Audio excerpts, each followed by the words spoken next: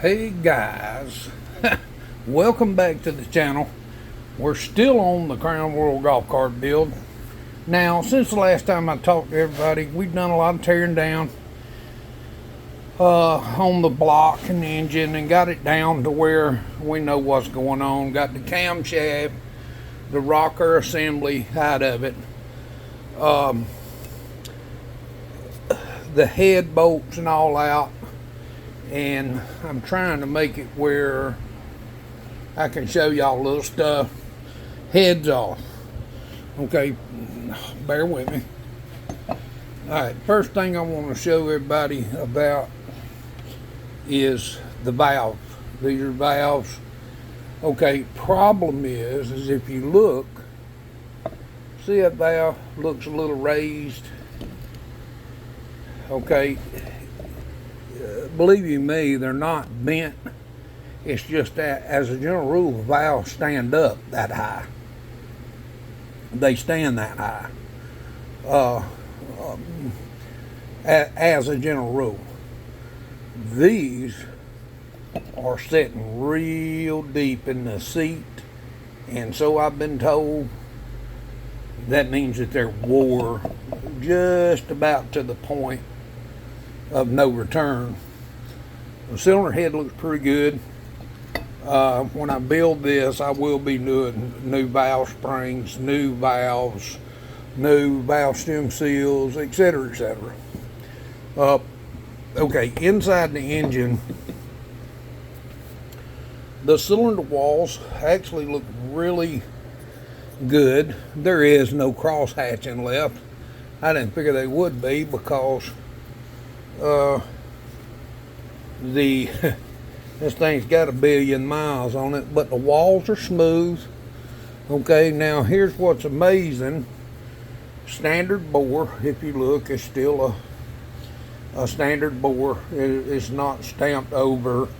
Usually if it's oversized, it would be stamped, you know, like a 10 thousandths, 20, 25, so on and so forth. So it is a standard board, which means it ain't back in it. Now, what I did do is, whether I done it right or not, it's the way I'm going with it. I took a bore gauge and stuck. Let me get it free. Hold on. Trying to do this one-handed. Okay.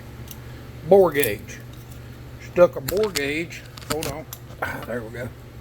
A bore gauge. Let the piston all the way down. Stuck a bore gauge down in there and let it sit flat.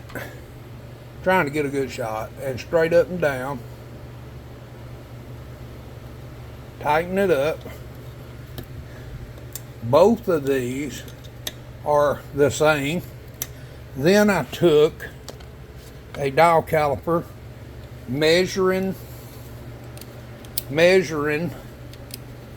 the bore gauge. Of course, I'm trying to do this one-handed, and I've already done this. I'm just showing you, and it was 63.77 millimeters. Now, here's the thing.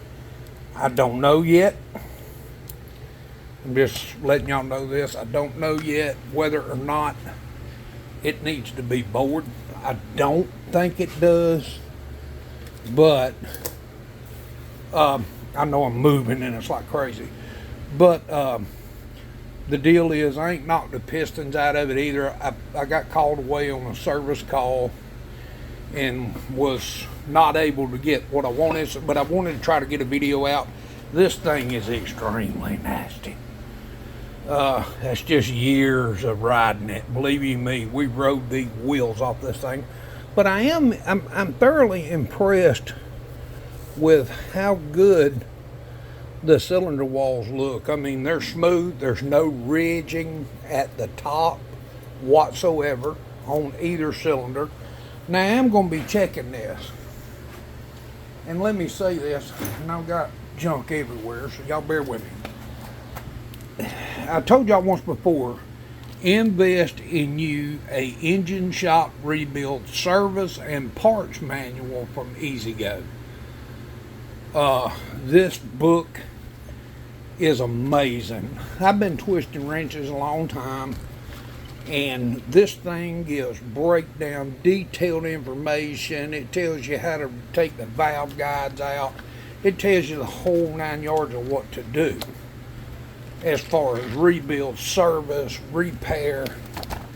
And this one starts at the 1992 model year, covers the 295cc and 350cc four-cycle engine. Great book. And let me say this, if you're going to do this, get you a manual. It don't matter. It doesn't matter whether you're a skilled mechanic. Oh, I can build that. You know what? That thing gives you specs. It tells you whether this 63.88 or 77. I haven't looked, okay, but I will let you know. It'll tell you whether or not that's spec, or no, you need to bore it, or no, you need to change it. The same as this camshaft. I looked at this camshaft that come out of it. They ain't no lobes wiped out, no darkening, no nothing. It looks great. The rocker assembly, I took it out, looked it over. It has no wear, lobes on, none of this whatsoever. But this is the way I took it out and put it back just like it was in the engine. So these are riding on the same spot in the shaft that they were before. I don't want to change that up. Tomorrow, when I get a break, I'm going to get the tearing into the bottom end. We're going to take the pistons out, oil pump. We're going to take it out and look at it. This time around, and I know this bench is nasty and it's a wreck and it's probably driving some of y'all crazy. You know what? Sorry, Ghost Rider. You're just going to deal with it right now.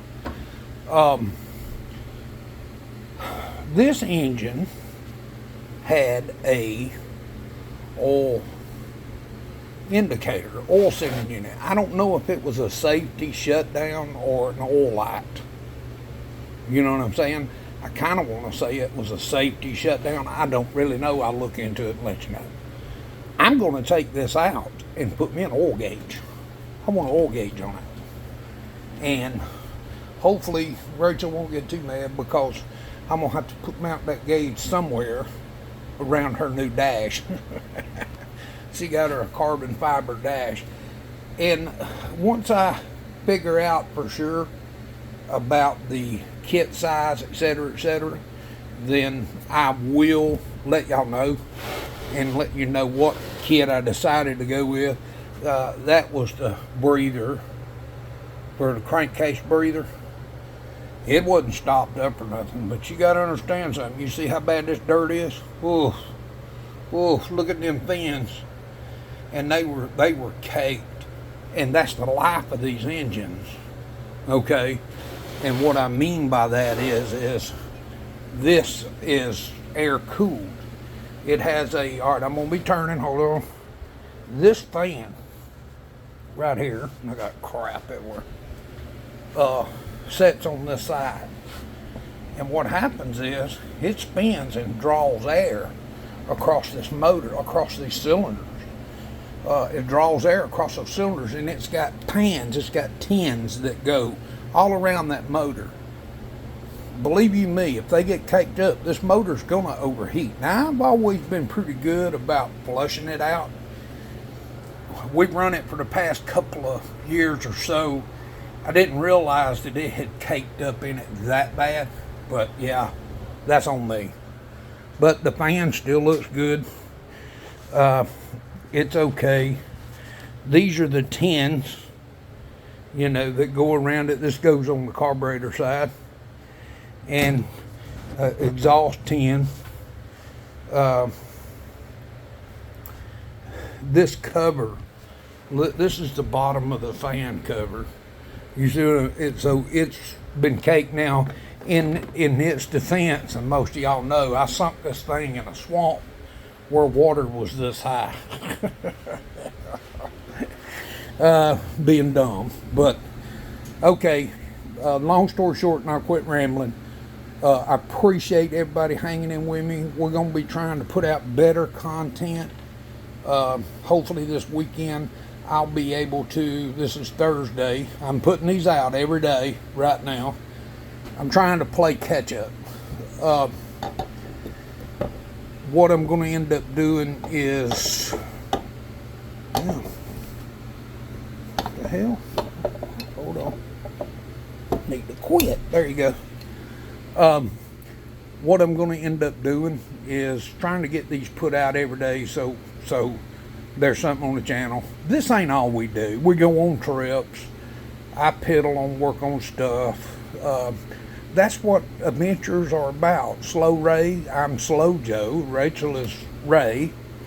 And so Slow Ray's Adventures is the stuff we get into day to day. And I really appreciate everybody, all our friends, everybody giving us a word of encouragement.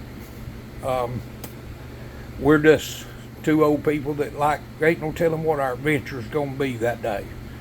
So fellers, make sure you hit the like, share, and subscribe. We appreciate every one of you watching.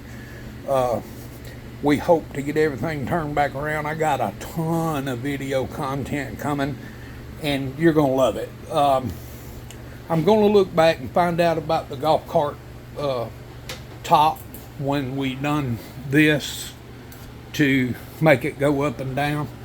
If I didn't post it with it working, I'll try to get something out of that. But okay, here's where we're at. You know, if you notice, I ain't got them two damn broke boats off either. I don't know what the hell's gonna happen, but I'm sure cursing is gonna be involved. A bunch of damn cursing. Okay, all right guys, thank y'all for watching. We appreciate every one of you. See you on the next one.